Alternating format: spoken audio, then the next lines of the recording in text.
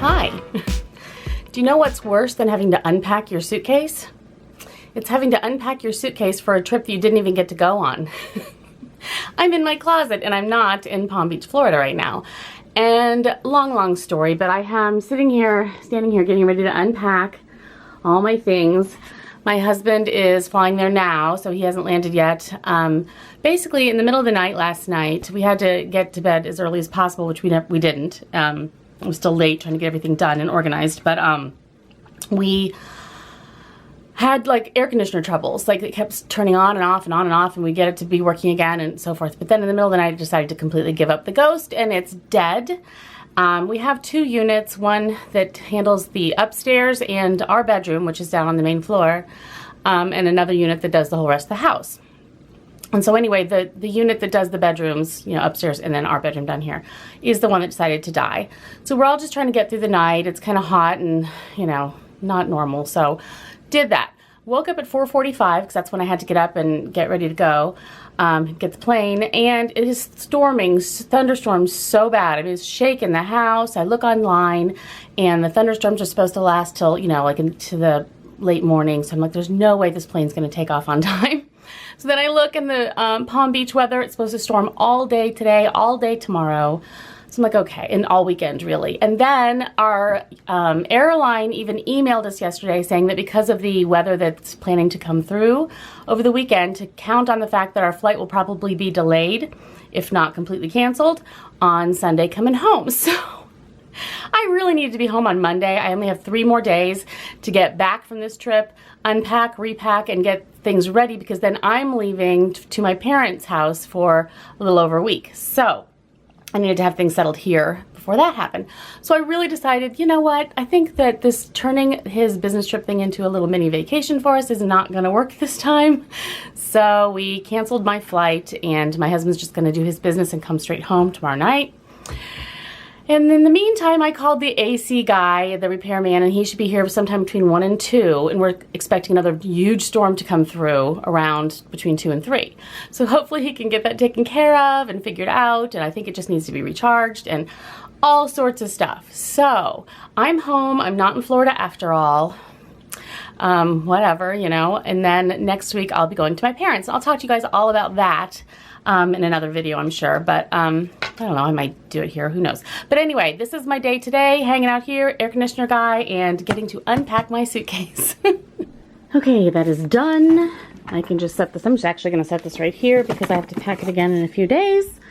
And that has been taken care of. So I'm unpacked. I don't like to unpack, do you? I think I'd rather pack than unpack, to be honest, but oh well. It's especially bad when you didn't even get to go on the trip. Another thing that I didn't tell you was that, you know how I'm waiting for my new car to be built, and they said it would be about September, and I had to give up my Lexus because the lease was over? That's the one thing we don't care so much about leasing, is you have those little, you know, you have to give it up by a certain time, whatever. But anyway, we had to give up my car, so I've been driving my husband's. He has 2 cars he kind of interchanges, so I'm driving his car at the moment. Well, he decided to take it one day to, I don't know where he was going, but he had to go somewhere and he wanted to drive that one, so I was like, sure. So as he's driving down the highway, everyone's going about 80. Lots and lots of traffic, so he couldn't swerve. He sees a car in front of him kind of run over the edge of a mud flap that a truck had, you know, fallen off a truck or something. And he saw the car's tires flip the mud flap up in the air. It's like headed basically directly at him, but it went so far up in the air at that point he kind of lost sight of it. He couldn't swerve one way or the other, and he didn't know if he put on the brakes, he'd either have the person behind him hit him, or, you know, or whatever. Or maybe it would then hit him if he goes faster. I don't know. He didn't know. So he was just sort of saw it go up in the air and just braced for impact, and sure enough, it slammed down on the front of his car, which is the one I've been driving, the AMG, the Mercedes, and made this, like, bounced from that part of the not the roof, the hood of the car, and bounced up onto the windshield on the passenger side, thank goodness, so his side was still fine, and then took off this giant trim strip all the way off the top and above the door and everything, and that went flying into the car behind him. Just craziness. So he goes to his meeting, whatever. I didn't know anything about this. He comes home and he shows me, and if I have some pictures I can show you, I'll just kind of insert them here.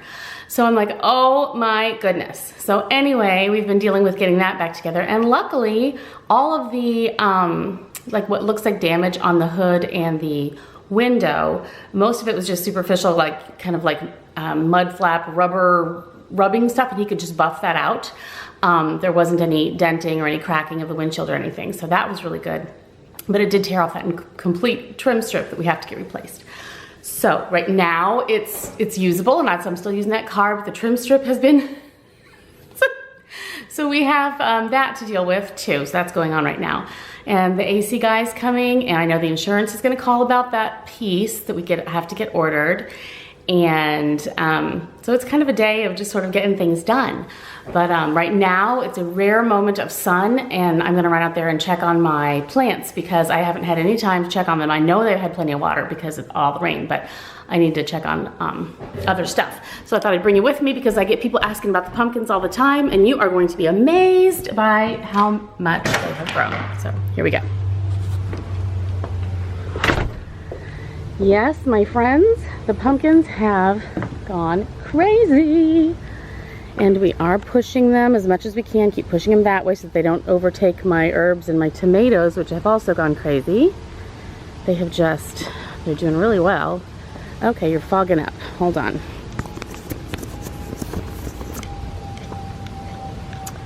Here we have quite a few. These are cherry tomatoes in this plant. And I got quite a few of them coming on. So anyway, and these tomatoes are, I think, Roma, if I can recall. And my basil is going crazy, and my cilantro is looking very anemic and terrible. I have the worst time with cilantro. But the pumpkins, my friends, the pumpkins are insane. We've got blossoms everywhere. We have some critter that keeps eating them. They've taken over, you know, part of the patio, and we're just trying to keep them shoved over this way and that way. And they're going down the steps and over the bushes and out into the yard now. So here's the car with the problem all buffed out. As you can see, it's completely buffed out. The window did fine too, but this whole trim strip here just completely ripped all the way off the car. So I'm driving it without the trim strip for now, and we're getting that replaced. So, but at least it's so much better than it was. I mean, when you saw the pictures, did you think it would buff out this easily? I sure didn't. So yeah, that's that. Thank goodness it wasn't worse, and thank goodness my husband didn't get injured. That could have been a horrible, horrible thing. So we're lucky, we're blessed. The reason I'm going to my parents' house, a week from today I'll be driving there, is because my mother is having eye surgery. And if any of you know anything about a vitrectomy, I keep calling it a vasectomy, it's not that. It's she's having a vitrectomy, I think is how it's pronounced, because of a tear in her, I want to say retina. I don't know a lot about the surgery itself. I do know that they have to put like a gas bubble in there, and she then has to keep her head down and her eyes down for 2 weeks. She can't lift her head up. And I know I've heard of many people have had this before, but I don't know anyone personally. So if you have any advice for us, that would be great. So I'm going to go the week before the surgery and go help her with pre-op and getting the equipment in. And so basically we rented equipment that, one for her to like sleep. So you have to like sleep face down and keep your head down. It's almost like a massage table, chair kind of a thing like you see in the mall where you just kind of put yourself over it and they massage your back. It's that kind of a thing they have. That's part of it too. We'll have that set up probably in the family room for her, and it's got a mirrorized thing so that you can like watch TV, because it just like does a mirror image. My sister sent an iPad that they had, so we've already put my mom's messages. She can get her little texts and just stuff like that, and games and books and things like that she can do on an iPad, with her looking down. And so we'll keep her busy with puzzles and so forth, but basically she's got the pre-op, and then we have to get the equipment ready, and then we will be I'll be there for the surgery and the day after the surgery. And then my sister's flying in from San Diego, and then she's taking the next week, and then seeing how my mother does, and if she would like more help, I'm going back again. So that's what's happening. So if you know of anyone or you yourself has ever gone through this vitrectomy and you have any great advice, let me know, because we'd love to hear it. We just need to kind of keep her occupied without our eyes moving too much. I thought about audiobooks. We're going to look into that.